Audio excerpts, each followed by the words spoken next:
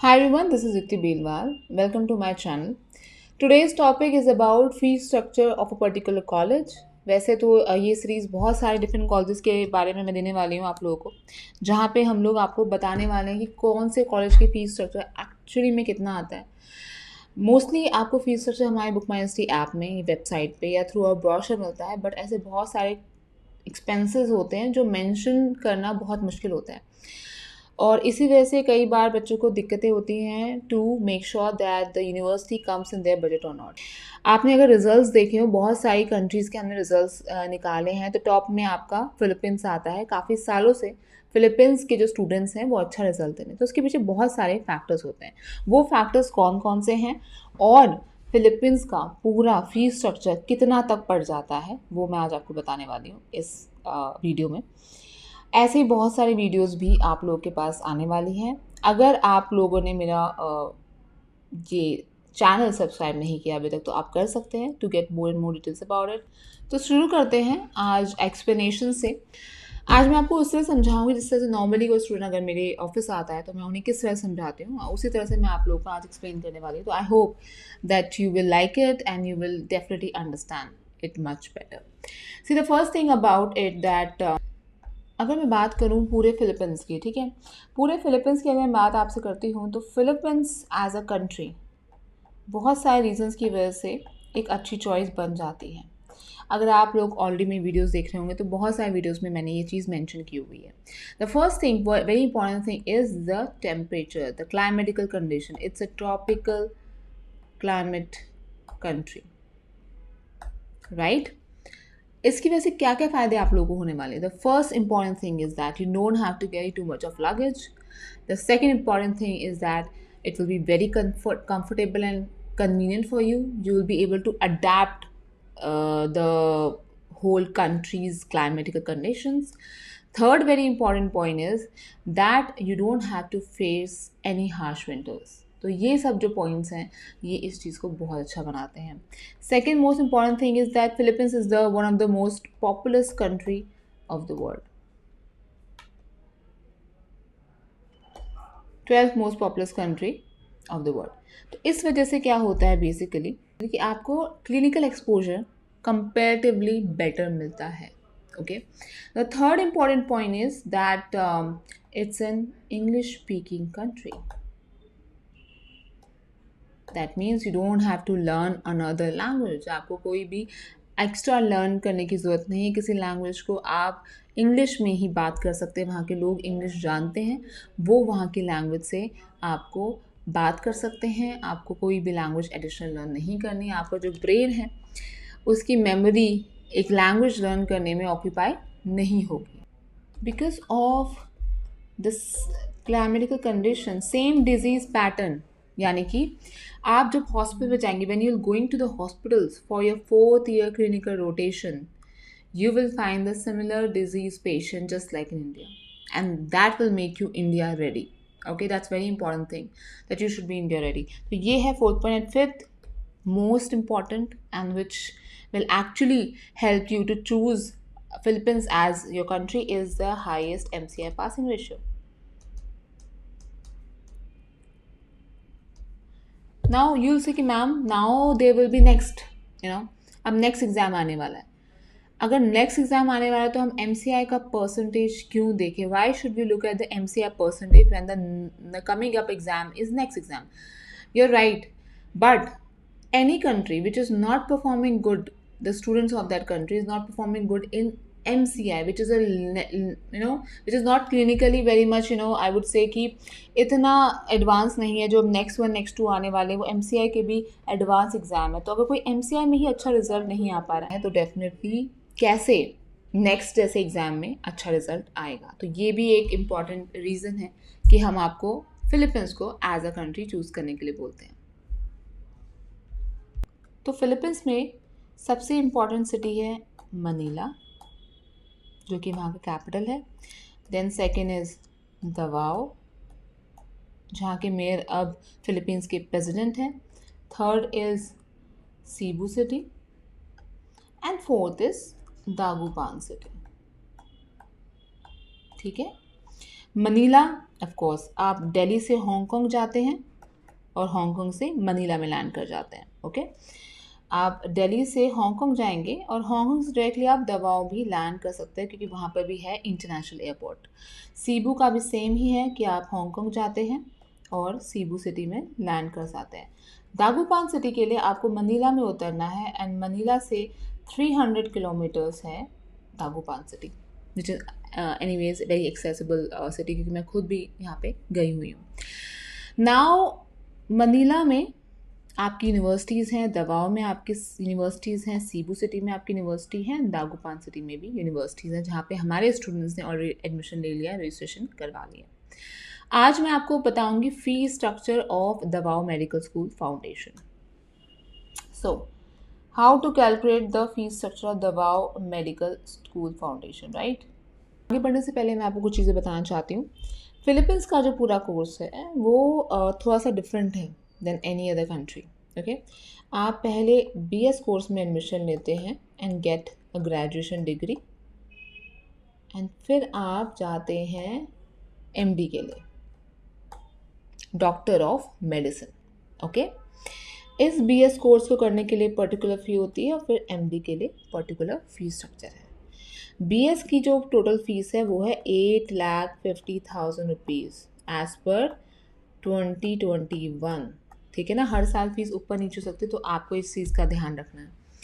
इस 8,50,000 को पे करने के 3 इंस्टॉलमेंट में आप कर सकते हैं। First instalment is gonna be 2 lakh rupees, second instalment will be 3 lakh rupees and last instalment is 3,50,000 rupees. तो टोटल हो जाता है 8,50,000। ये यूनिवर्सिटी का चॉइस होता है कि वो आपसे कौन सी पेमेंट कब ले रही है। ये तो आपको रजिस्ट्रेशन के टाइम पे देना ही देना है। ये आपसे विद इन 2 to 3 मंथ्स मांगा जाता है और ये भी 2 to 3 मंथ्स आपसे मांगा जाता है। पहले अमाउंट एक साथ लिया जाता था लेकिन अब तीसरी इंस्टॉलमेंट में होता है। इसके अलावा बीएस में आपके क्या खर्चे आते हैं? इसके अलावा आपका खर्चा आता है 40,000 rupees towards books, uniform, dissection kit and lab coat. Okay, ये आपको सिर्फ वन टाइम ही देना पड़ता है। बुक्स में आपको MD1 की बुक्स मिलेंगी। ओके, यूनिफॉर्म आपकी होगी और डाइसेक्शन किट आपको मिलेगा। ऑलराइट, सो नाउ आपको पता होगा बीएस जो कोर्स है वो आप पुणे कैंपस में भी कर सकते हो, राइट। पुणे कैंपस में आप जितने भी मंथ्स रहोगे आपको ₹12,000 पर मंथ देना है टुवर्ड्स फूड एंड अकोमोडेशन। ठीक है, पर मंथ, जितने महीने भी आप वहाँ रहते हो। और जब आप फिलीपींस चले जाएंगे तब आपको देने हैं पैसों, 12,000 पैसों पर मंथ। तो ये इंडियन रुपीज़ में करीब करीब पड़ जाता है आपका 12 into 1.5, 18,000 rupees for food and accommodation per month. इस सब को मैं अभी कंबाइन करूँगी, ये अभी समझाने के लिए मैंने आपको दे दिया है। I hope that you understood till here. Alright, अब बात करेंगे हम एमडी की।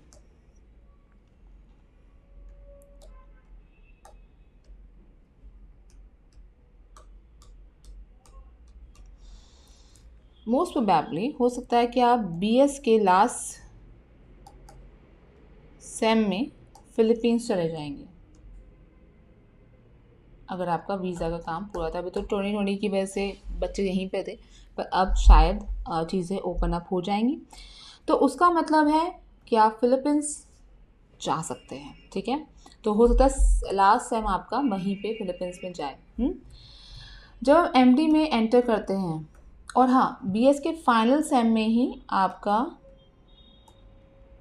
एनमेट का होता है, रजिस्ट्रेशन एंड एग्ज़ाम। उसी के बाद आप एमडी में एंट्री करते हो, regardless of the fact that you qualify or not qualify in match, you will get admission in MD. Now I've been getting this a lot, that students are saying कि you will take admission in DMSF, but if you don't clarify in MAT or get good marks in BS तो आपको UV गुलास college भेज दिया जाता है. Well, this is not a true statement.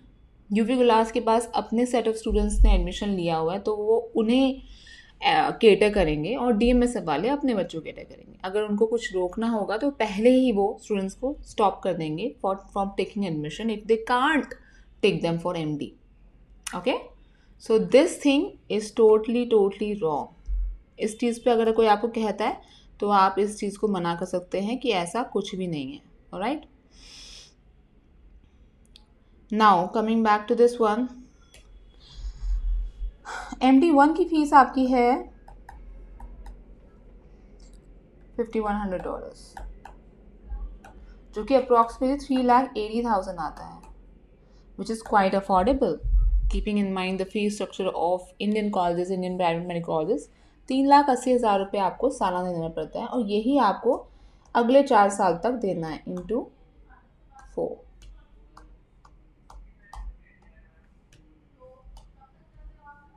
$15,20,000 आपका पूरे 4 साल के एमडी का फीस है.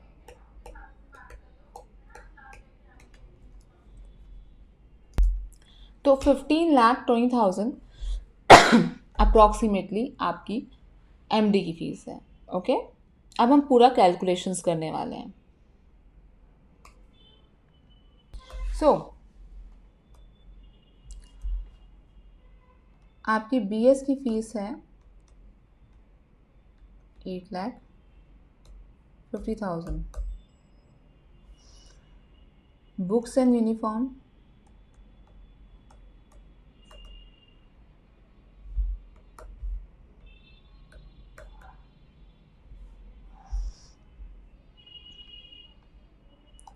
पुणे कैंपस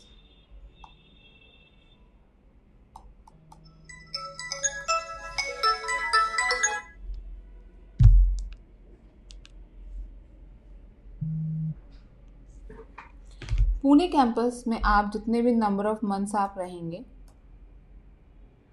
अभी जो बच्चे सेशन के हैं वो पुणे कैंपस चले गए हैं, तो अगर 1.5 की बात करें तो 1.5 में से अप्रॉक्सीमेटली 6-7 मंथ्स बच्चे यहाँ पे रहते हैं. ठीक है, तो इंटू 6 अगर हम अभी के लिए कर दें तो दैट इज़ 72,000.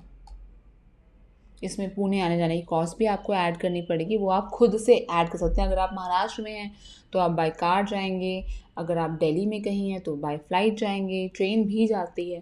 ठीक है, तो वो आपको और ऐड करना है. देन फूड एंड अकोमोडेशन का तो हमने इसमें डाल दिया, फूड एंड अकोमोडेशन. इसके अलावा आपका लगता है MD total will be 15 lakh. अगर आप फिलीपींस चले जाते हैं, ठीक है ना, तो फिलीपींस में आपके फिर इसका 6 महीने और आप ऐड कर दीजिए, यानी कि 18,000 into 6 of the remaining BS and 18,000 into 40 for the remaining MD, because एक साल में आप अप्रॉक्सीमेटली 10 महीने फिलीपींस में रहेंगे, 2 महीने की आपको छुट्टी अप्रॉक्सीमेटली पड़ जाती है. तो 18,000 into 46 is your full accommodation and hostel का खर्चा जो आता है, इंटू 46, 8,28,000 रुपीज़. ठीक है, इसके अलावा you will be spending on visa renewal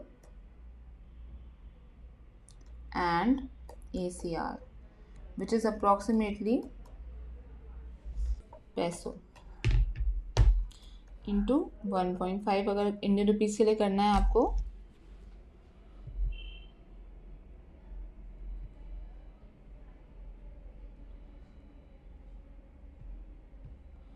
जो कि आपका आएगा 27,000 पर ईयर. 27,000 पर ईयर आपको इंटू 4 करना होगा।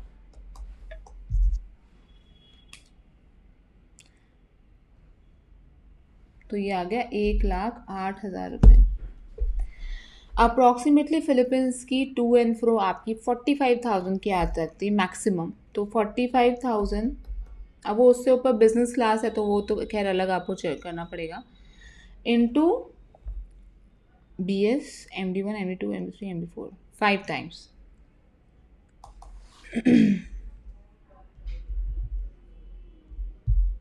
जस्ट 2,25,000। बुक माई यूनिवर्सिटी की जो कंसल्टेंसी फीस है that is 99,000 rupees including GST।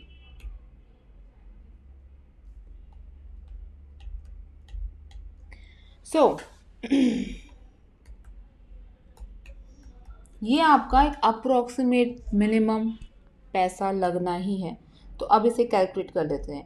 8,50,000 plus 40,000 plus 72,000 plus 15,20,000 plus 8,28,000 plus 1,08,000 plus 2,25,000 plus 99,000।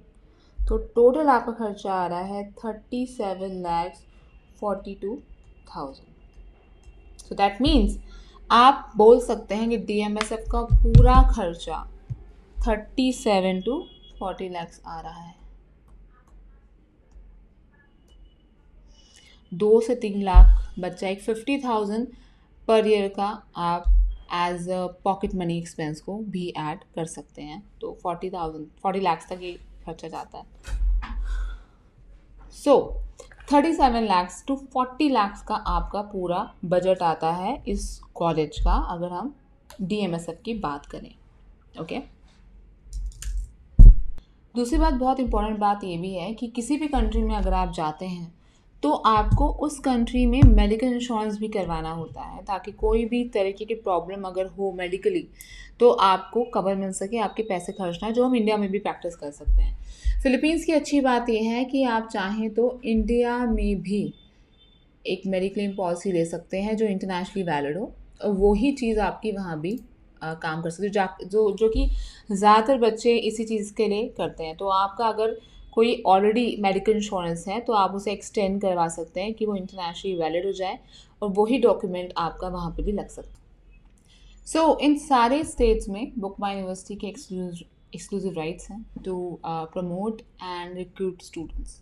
अगर आप इन स्टेट्स से हैं तो हमें कांटेक्ट कीजिए। हमारा टोल फ्री नंबर है 1800-270-8009। Book my university is a trusted name for MBBS abroad, और हम आपको वो चीज़ गाइड करते हैं जो आपके लिए सही है। अगर आप MBBS अब्रॉड से करना चाहते हैं और आपका बजट 30 लाख तक का है, तो मेरे हिसाब से आपको ये सोचना चाहिए कहाँ से आपका रिज़ल्ट अच्छा आ सकता है। क्योंकि कई बार बच्चे एक बहुत बड़ी गलती करते हैं कि कम ड्यूरेशन का सोच के किसी कंट्री में एडमिशन लेते हैं, ये सोचते कि कम टाइम में वो डॉक्टर बन जाएंगे। पर आप ये भूल रहे हैं कि जब तक आप वो एग्ज़ाम क्लियर नहीं करेंगे तब तक आप डॉक्टर नहीं बन सकते, और वो एग्ज़ाम क्लियर करने के लिए आपको एक अच्छे कॉलेज की अच्छी डिग्री की ज़रूरत है।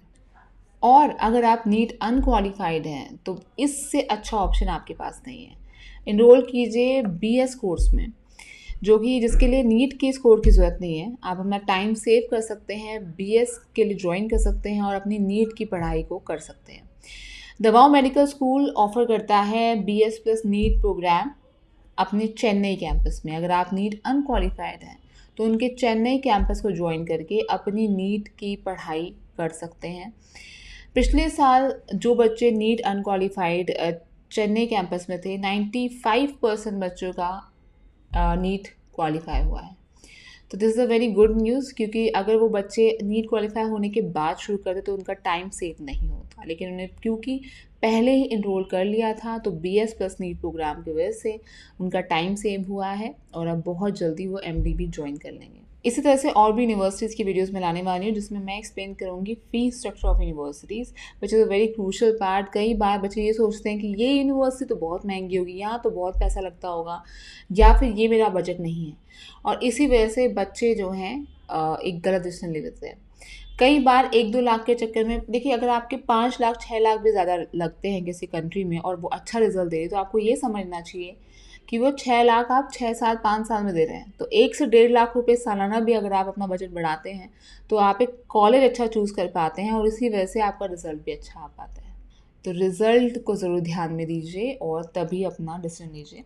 मुझे इंस्टाग्राम पे फॉलो कीजिए for day to day update about medical universities, about admission and everything, and अभी से अपना प्रोसेस बिगिन कीजिए। Thank you so much. Take care, and I'll see you next in my next video, which will be about University of Perpetual Help. Thank you so much.